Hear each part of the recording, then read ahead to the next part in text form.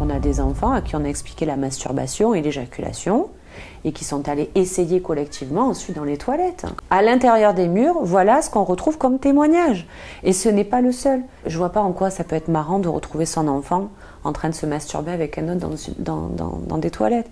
Je vois pas en quoi c'est marrant d'avoir un enfant qui n'arrive plus à dormir parce qu'il a été traumatisé par les propos qu'il a entendus. Ça nous amène aussi à voir les limites du corps enseignant. Je ne dis pas, encore une fois, que c'est tout le monde, mais les limites des intervenants aussi qui encadrent nos enfants, qui, de toute évidence, sont totalement hors sol. C'est aux parents de défendre et de protéger son enfant. Nous, on peut les accompagner, mais on ne sauvera personne.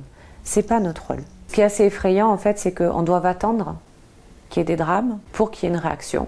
C'est vraiment un terme fort, mais on est en train de flinguer toute une génération en agissant comme ça. Je ne dirais pas que je suis découragée, je dirais davantage que je suis très inquiète. Bienvenue sur Nexus. La jeune femme qui s'exprime s'appelle Christelle Comet. Avec son association Les Mamans Louves, elle vient d'interpeller le ministre de l'Éducation nationale suite à une grave dérive qui a eu lieu tout récemment en France dans une école, dans une petite école, pendant un cours sur la sexualité. Vous allez l'entendre, ce témoignage est particulièrement choquant. Alors c'est vrai qu'on a écrit à Pape Ndiaye parce que nous avons été sollicités par des familles sur une école située près de Saint-Étienne, dans le 42, qui ont leurs enfants qui tristement ont été victimes de dérives lors de séances d'éducation à la sexualité. On a écrit ce courrier avec SOS Éducation, qui est une association qui a des années derrière elle, qui milite pour la défense de l'éducation des enfants en milieu scolaire. Et la première chose qu'on dit, on a d'autres priorités en France que l'éducation à la sexualité. Déjà, ça c'est un premier point parce que on a un niveau scolaire qui est catastrophique, avec des élèves qui ne savent pas lire, écrire et compter. On a une montée de la violence au sein des écoles qui est dramatique, avec des cas de harcèlement qui ne sont absolument pas résolus et qui ne permettent pas de protéger les enfants. Il y a une augmentation de la violence d'une manière générale, ça c'est une certitude, on le sait, les chiffres sont là pour le prouver. Les chiffres parlent et d'ailleurs l'éducation nationale sait qu'elle doit agir, tente de mettre en place certaines choses, mais ce que l'on a vu notamment depuis septembre 2022, c'est des rappels sans cesse de Pape Ndiaye qui précise que sa priorité est le renforcement de l'éducation à la sexualité, puisque comme il le dit, ça fait partie d'une loi de 2001 qui doit être appliquée à raison de 3 séances par an, dès la primaire. Le problème qu'il y a aujourd'hui, c'est qu'on a des intervenants qui outrepassent absolument le cadre même des circulaires qui définissent ces interventions, à savoir que on ne doit pas aborder stricto sensu la sexualité, notamment auprès d'élèves de primaire, et que quand bien même il y aurait des questions qui revêtent de la sphère privée, elles ne doivent pas être débattues dans la sphère collective. Or, on a cette infirmière qui est venue faire une des séances, il s'agissait de la 4e séance auprès d'une classe de CM2, donc avec des enfants entre 9 et 10 ans, qui a abordé la sexualité crûment auprès de ses élèves, et je vous fournirai les éléments qui ont été donnés, parce que je n'ose même pas les dire à l'écran, tellement c'est grave. Ils sont en train d'ailleurs de passer à l'image, là, les documents dont vous parlez. Voilà, et donc, que dire face à de tels propos qui plus est, semblent ne pas gêner l'établissement scolaire, puisque rien n'a été fait pour sanctionner cette intervenante. Donc nous, on a été mandatés par ces familles qui nous ont sollicités pour savoir quoi faire, parce qu'aujourd'hui, on a un paradigme qui est total, c'est-à-dire qu'on renforce l'éducation à la sexualité, mais qu'en est-il des intervenants qui ne respectent même pas le cadre de ce qui est fixé, qui viennent effracter les enfants, qui viennent troubler leur développement psychique et cognitif et affectif. Donc on a des familles qui sont désemparées, qui ne savent pas comment se retourner, qui ont peur aussi, qui ont peur des éventuelles pressions faites par l'établissement scolaire. Voilà, donc on les accompagne, et c'est pour cette raison qu'on a écrit au ministère en demandant, on les a sommés de nous répondre, qu'allez-vous faire face à de tels drames qui se passent au sein même des écoles de la République. Papa Ndiaye vous a déjà répondu ou pas? Non, on a envoyé un recommandé avec accusé de réception le 3 avril. Et pas de nouvelles à depuis. cette date, nous n'avons toujours pas de nouvelles. On va vous dire certainement, Christelle Commet, mais les enfants sont déjà rompus à ces problèmes de... si tant est pour eux que ça en soit, sur les problèmes de sexualité, parce qu'ils ont Internet, parce qu'ils ont des portables, parce que la pornographie circule partout sur Internet et que c'est très facile d'y accéder. C'est ça qu'on va vous répondre. Mais qu'est-ce que vous dites à vos détracteurs? Alors moi, ce que je répondrai à ces gens, c'est est-ce qu'on trouve déjà normal de rendre accessible des éléments qui sont à caractère pornographique aux enfants? C'est-à-dire qu'on a un vrai problème. On a aujourd'hui les moyens, par exemple, de lutter contre la pornographie en empêchant qu'elle soit accessible, en mettant par exemple un moyen de paiement pour éviter que les enfants entre eux à l'école puissent éventuellement avoir accès à ces sites. Donc c'est-à-dire que c'est toujours pareil, on vient rendre responsable l'enfant de ce qu'il fait alors que c'est nous, parents, qui devons faire le nécessaire pour les protéger parce que c'est notre rôle. Et c'est aussi le rôle de l'éducation nationale comme le rôle de l'État, parce que là on est dans un cadre plus large, évidemment ce n'est pas l'éducation nationale qui va devoir s'occuper d'aller restreindre les accès par exemple à des sites pornographiques, mais par contre on a un véritable problème sociétal majeur, c'est-à-dire que oui, il y a des accès précoces à des contenus à caractère pornographique, mais c'est certainement pas en allant leur donner directement des données à caractère elles-mêmes pornographique, on va aider les enfants. Parce que tout ça, et je pense qu'il faut vraiment se rappeler pourquoi on a inventé cette idée folle que de faire des cours d'éducation à la sexualité. On est en train de former les enfants au sexe et non pas permettre aux enfants de lutter contre les violences sexuelles et sexistes, parce que c'est ça à la base. Il faut savoir que tout ça est à travers le cadre d'un programme de santé qui émane de l'OMS, donc on est sur quelque chose de mondial. On a des standards européens qui disent voilà ce qu'il faut appliquer en termes de santé sexuelle, et on est sur un développement d'éducation complète à la sexualité.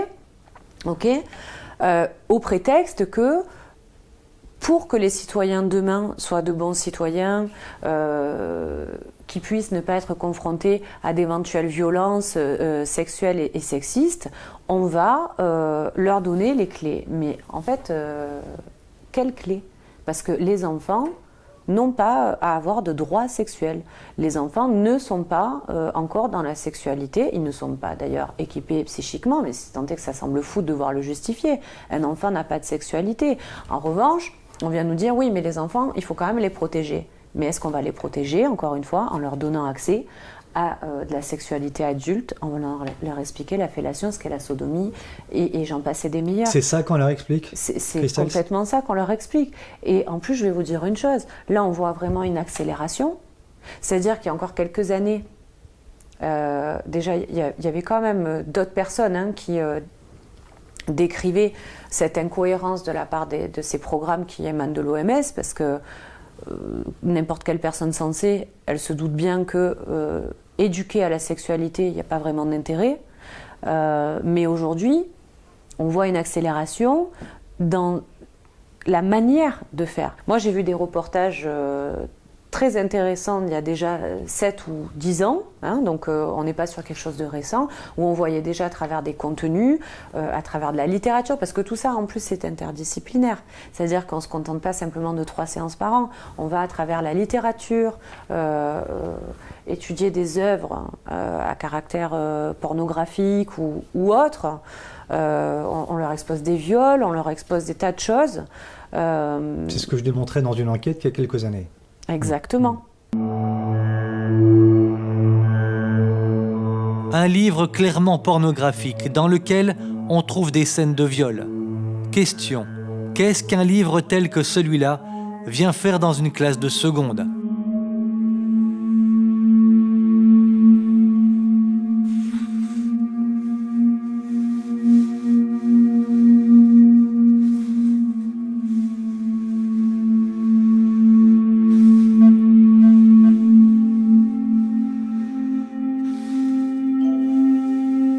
N'y a-t-il donc rien d'autre à étudier ? Tiffaine, 18 ans, a accepté de nous livrer son témoignage. Qu'est-ce qui vous a choqué très vite ? Et donc merci pour ce travail, parce que c'est là où on voit que finalement on a un vrai problème d'information quand même en France, parce que tout ça ne date pas d'hier, en France ou ailleurs, mais moi je m'occupe de ce qui se passe en France. Les parents n'ont absolument aucune idée de ce qui est dispensé à leurs enfants. C'est-à-dire que là on voit une accélération, comme je vous disais, pour aller au bout de mon propos, parce que Pape Ndiaye a fait un tapage médiatique colossal en disant on va renforcer l'éducation à la sexualité. On va mettre ça en place dans toutes les écoles, on va mettre la pression au chef d'établissement. Son programme est clair ?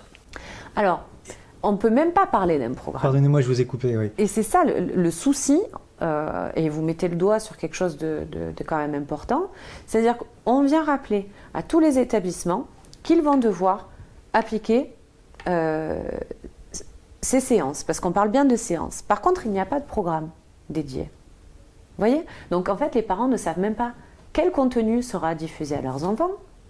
Ils sont censés être prévenus en début d'année dans le cadre de la mise en place d'un projet pédagogique qui traitera de l'éducation à la sexualité, qui sera faite soit par les enseignants, soit par un professionnel de santé qui intervient auprès de l'éducation nationale, soit par une association extérieure qui est mandatée et qui est référencée au sein de l'institution d'éducation nationale pour intervenir, mais on ne connaîtra jamais le contenu de ce qui va être livré à nos enfants. Et si tant est qu'on nous donne le contenu, on n'a aucune garantie que les intervenants viendront respecter le développement affectif des enfants, parce qu'en plus, on a des circulaires qui sont claires. Le contenu délivré aux enfants doit être adapté à leur âge. Donc la vraie question qui se pose maintenant, compte tenu des dérives que l'on observe, parce que ce n'est pas la seule dérive que l'on a observée, il y a aussi une école dans le 34 qui a procédé encore une fois de la même manière, donc c'est pas juste une infirmière sur la France qui sort des clous. On est en train de se poser la question, et j'invite vraiment tous les parents à se poser la question, qu'est-ce qu'ils sont prêts à accepter ? Parce que cette même infirmière se dédouane en disant qu'il s'agit de questions posées par les enfants qui ont été introduites dans une boîte. On est sur une méthode qui vient des Pays-Bas, où on invite les enfants à poser leurs questions par écrit, on range ça dans une boîte, on tire au sort les questions et on vient y répondre. Est-ce utile ? Vraiment, je pose la question à tous les Français, parce que c'est important, il s'agit de leurs enfants, et une fois qu'on les effracte, on ne revient pas en arrière. Il y a des conséquences traumatiques. Est-ce qu'on a besoin de livrer la sexualité adulte à des enfants pour les protéger censément des violences sexuelles ? Moi, on a fait des émissions dans le cadre de notre association. On a monté une émission qui s'appelle Les enfants au cœur, sur laquelle on a invité notamment un spécialiste qui s'appelle Régis Bruno. Régis Bruno est un pédiatre pédopsychiatre qui a travaillé toute sa carrière auprès des tribunaux aussi, pour analyser des violences sexuelles qui ont été exercées auprès d'enfants en tant qu'expert. Il dit la chose suivante: un enfant, il naît avec des jambes, pour autant, il ne sait pas marcher dès qu'il sort du ventre de sa mère. Et c'est valable aussi pour la sexualité, c'est-à-dire que l'enfant naît avec un sexe, mais qui n'a pas la même fonction que lorsque l'on est adulte.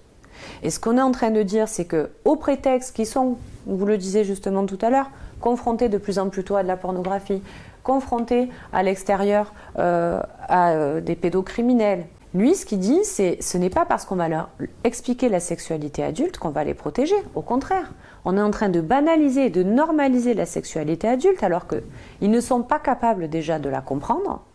Donc un enfant à qui on va expliquer qu'on peut faire ce genre de choses, il va falloir nous expliquer demain s'il est confronté à un pédocriminel, comment il fait pour savoir, alors que sa maîtresse ou que l'infirmière lui a dit qu'on pouvait pratiquer la sodomie, qu'on pouvait pratiquer telle ou telle chose. Comment il fait pour savoir si l'adulte qui est en face de lui, en plus c'est pas tous des gens déguisés avec des manteaux noirs comme on peut l'imaginer, les pédocriminels ils installent un climat de confiance avec les enfants. On les a à la sympathie, avec leur environnement d'enfant. Donc comment on va les aider, clairement, à lutter contre ces gens, à leur expliquer ce qu'est le consentement. Il n'y a pas de consentement chez l'enfant, il n'y a pas de droit sexuel chez l'enfant, il n'y a pas de sexualité. C'est ça qu'il faut dire aux parents. Christelle, je voudrais vous poser deux questions qui me semblent importantes. La première, c'est quel témoignage vous remonte? Vous me parliez de traumatisme tout à l'heure, vous disiez qu'il y a des parents qui viennent. D'abord, est-ce que ces témoignages sont nombreux et quelle est la teneur de ces témoignages? On a des parents qui, comme je vous le disais, déjà sont eux-mêmes traumatisés d'entendre ce à quoi leur enfant a été confronté. Parce qu'ils ne savaient pas, ils n'étaient pas au courant. Évidemment que non, parce que comme je vous dis, on ne prévient même pas la plupart du temps les parents qu'il y a ces séances. Donc on a des parents qui se retrouvent. Alors il y a diverses manières de réagir. Et là, notamment sur cette école, il y a eu des enfants qui, pendant le cours, se sont bouchés les oreilles, se sont mis à pleurer, d'autres qui sont restés muets, qui ne voulaient absolument plus, ne serait-ce que voir leurs parents se faire un baiser, parce que oui, on est dans le cadre d'un trauma. C'était devenu sale en fait pour eux. Exactement. Et en fait, il y en a certains, des parents qui n'ont pas été prévenus parce que les enfants sont restés dans le mutisme. C'est pareil qu'un viol. Celui qui est atteint de viol ne va pas nécessairement oser le dire. Et là, c'est pareil. On avait des enfants qui n'osaient même pas rapporter les propos tenus, tellement c'était pour eux honteux. Christelle, est-ce que vous ne pensez pas que si ces programmes de sexualisation de l'enfant à l'école sont possibles, c'est en raison de l'absence des parents dans cet environnement? C'est-à-dire que les parents ne disent rien. Moi, je me suis moi-même rendu compte il y a 7 ans, quand j'ai réalisé cette enquête sexe et pornographie dans les écoles, les parents restent dans le silence. Alors, est-ce qu'il y a une gêne des parents à parler de sexualité auprès des enfants, ou est-ce qu'il y a un je m'en foutisme? C'est quand même pas évident de répondre de manière binaire à cette question. En tout cas, ce qu'on sait, c'est que c'est un argument phare qui est utilisé et ça soulève quand même un point. Alors déjà, je vais répondre à ça, c'est-à-dire que oui, certains parents ne vont pas faire d'éducation à la sexualité à leurs enfants. C'est vrai. C'est possible, hein, au même titre que certains parents sont défaillants. Certains parents n'éduquent pas, comme on peut le dire, correctement leurs enfants. Certains les laissent devant les écrans pendant des heures, etc. Mais pour autant, est-ce que cela justifie de déléguer son autorité parentale à l'État ? Il est facile pour le ministère de l'Éducation. C'est le cas avec Pap Ndiaye, c'était le cas avec Vincent Payon, qui disait notamment « la révolution n'est pas terminée ». Ça veut dire toute la révolution, tous les aspects de la révolution. On se glisse sur un terrain vierge en fait. Parce que les parents ne sont pas là, les parents ne sont pas présents. Pour vous qui êtes mère, épouse et mère, est-ce que ce n'est pas un vrai problème pour vous dans le combat que vous menez ? Je crois que ce qui manque aux Français comme ailleurs, c'est l'information.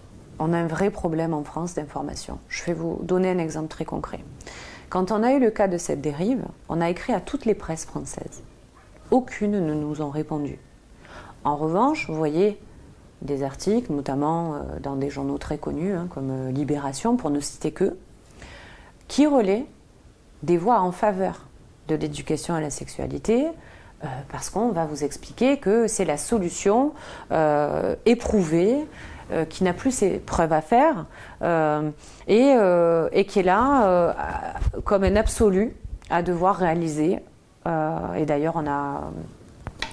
Pour citer cet article, on a une sexologue qui parlait de ces 3 associations donc, militantes, comme on les connaît, le planning familial, le SIDAction, qui sont militantes, qui ont des idéologies à transmettre et qui ont attaqué l'État comme les reconnaissants défaillants, ne faisant pas leur job, parce que jusqu'ici on abordait la sexualité avec la mise en avant d'un des champs, qui est l'anatomie, la reproduction, mais par contre, sur tout le développement psycho-affectif, ça c'est le 2e champ, il y a un 3e champ qui est le juridique, là, on les reconnaissait défaillants.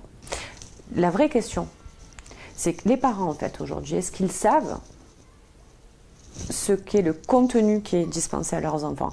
Outre le fait que on doit s'accorder à dire que les enfants n'ont pas de sexualité, et donc pourquoi les former en fait? Pourquoi les former alors qu'ils ne sont pas capables psychiquement dans leur développement de faire face à ces informations? Ça c'est une vraie question qui mériterait d'être répondue par des experts. Mais où sont les experts? Parce qu'il n'y a pas de consensus scientifique, même si on a tendance à vouloir dire que tout ça est justifié par la science.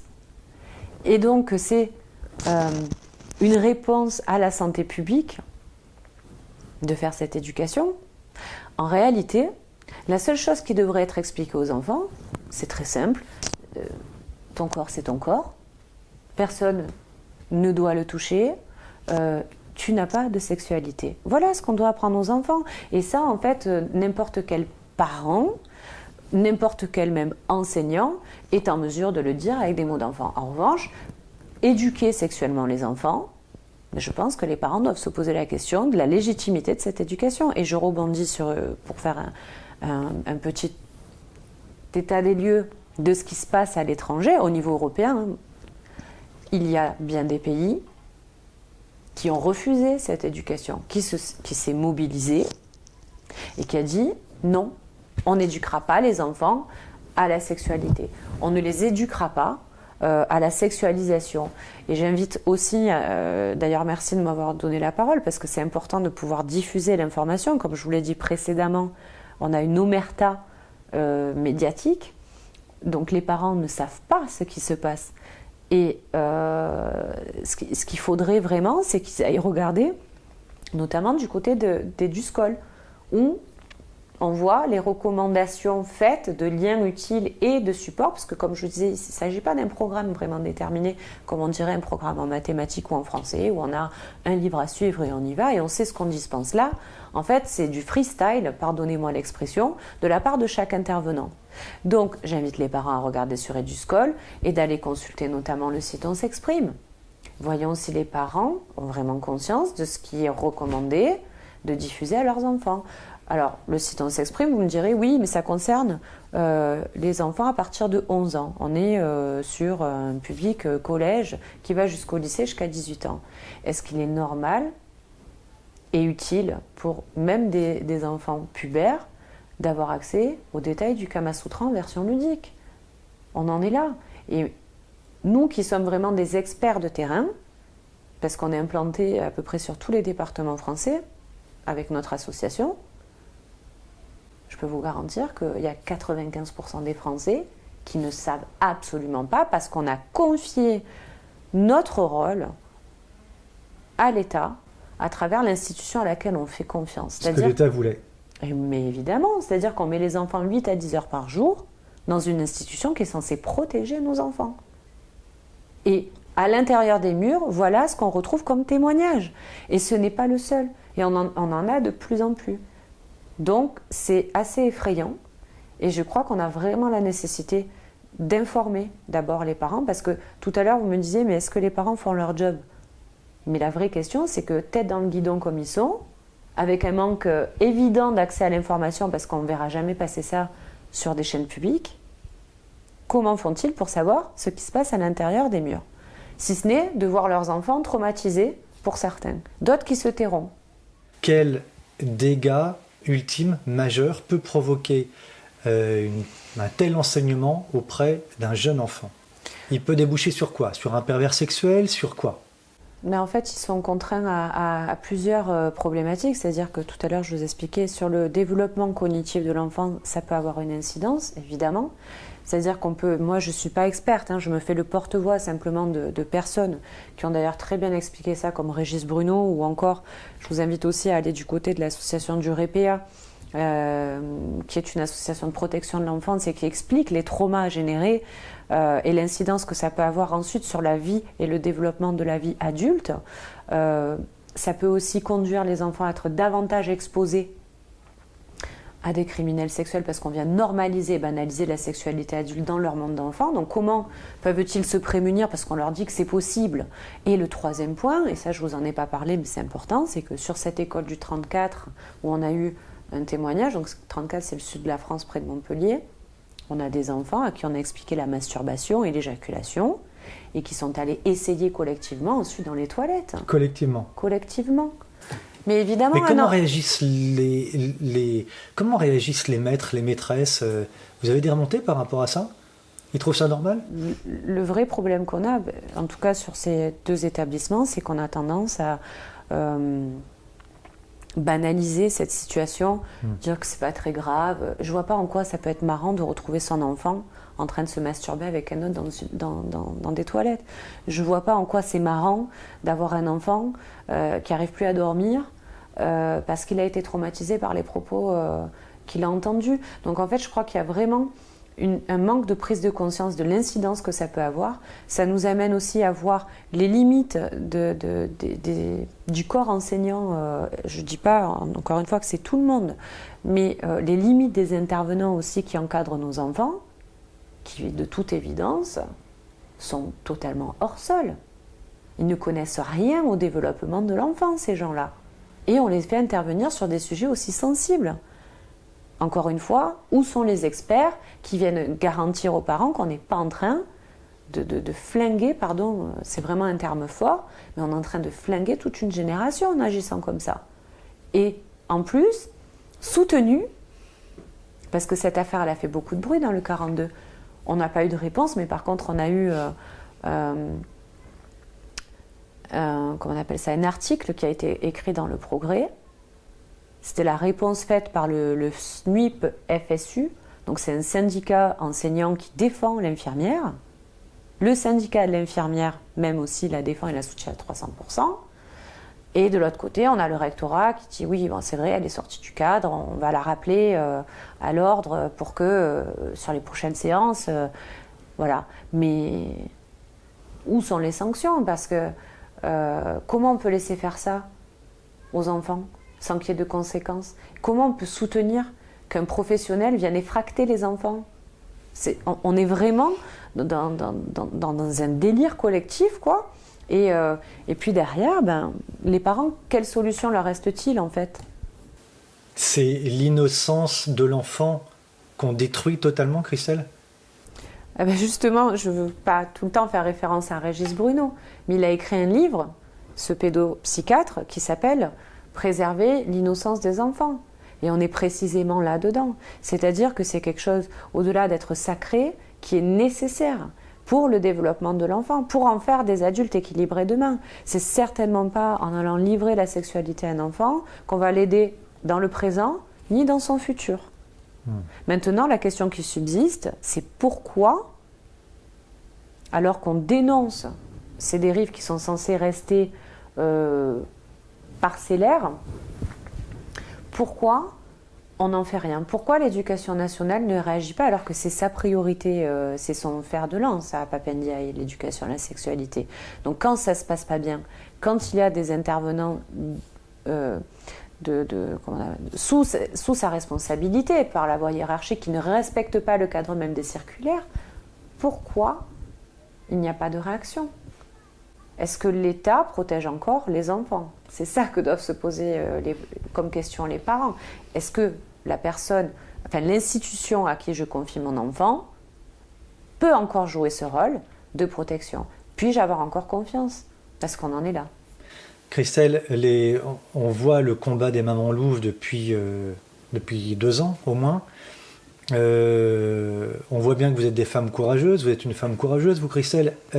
Est-ce que vous êtes une femme, j'aime pas utiliser le mot militante parce que je trouve qu'il est connoté, est-ce que vous êtes une femme découragée dans le combat que vous menez aujourd'hui pour garder l'innocence des enfants?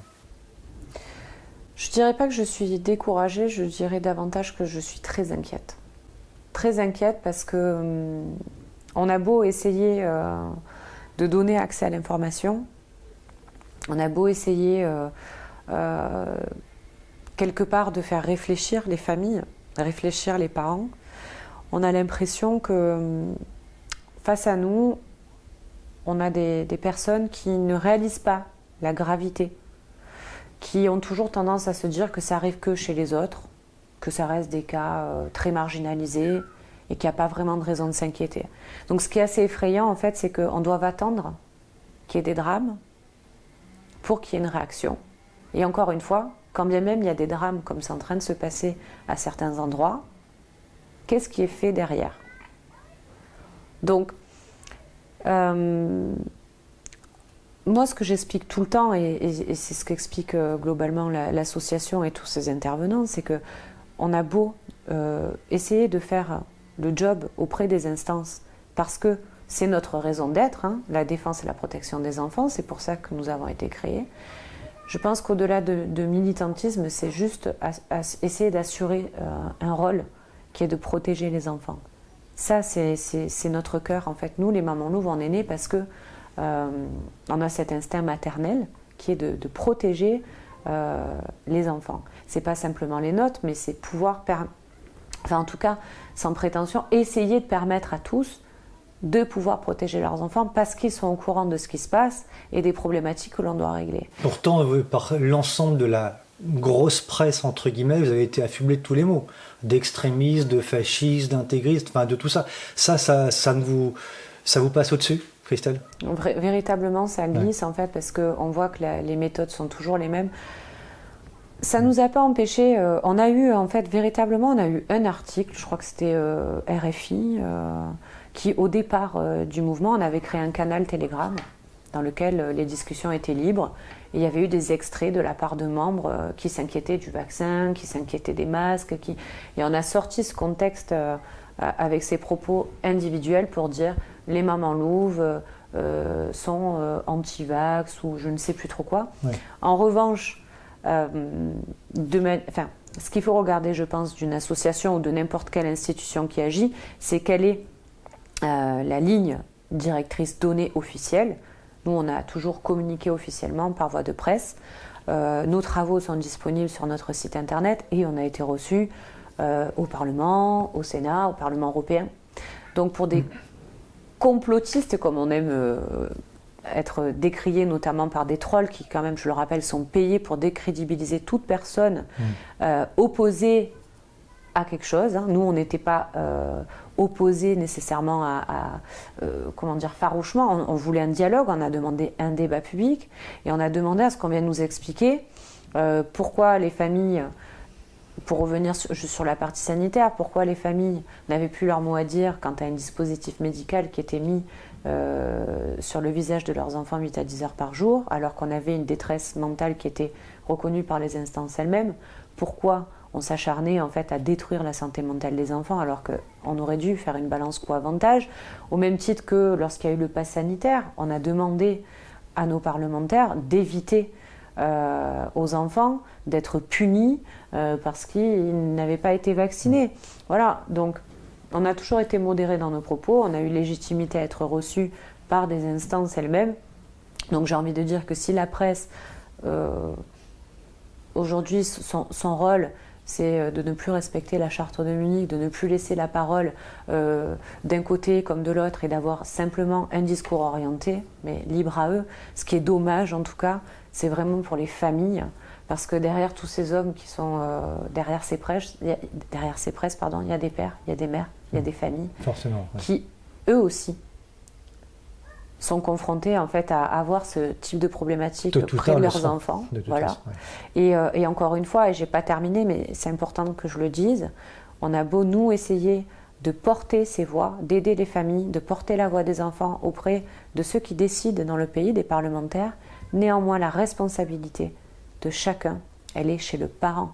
C'est aux parents de défendre et de protéger son enfant. Nous, on peut les accompagner, mais on ne sauvera personne. C'est pas notre rôle. C'est le rôle des parents que de prendre leurs responsabilités. Et je crois qu'en fait, c'est uniquement ça. Il ne s'agit pas de dire qu'ils sont démissionnaires. Il s'agit de se dire qu'à un moment donné, ils n'ont vraiment pas l'information. Et il faudrait qu'ils développent un minimum d'intérêt, de sens critique et d'arrêter de faire confiance aveuglément, parce que je crois que c'est là tout le problème en fait central. C'est qu'on a pris cette habitude depuis des décennies à déléguer notre pouvoir à l'État. Et on se rend compte, depuis la crise sanitaire notamment, qu'on peut aujourd'hui douter de cette confiance aveugle. Merci beaucoup, Christelle Comet. Merci. Merci à vous. Merci à vous.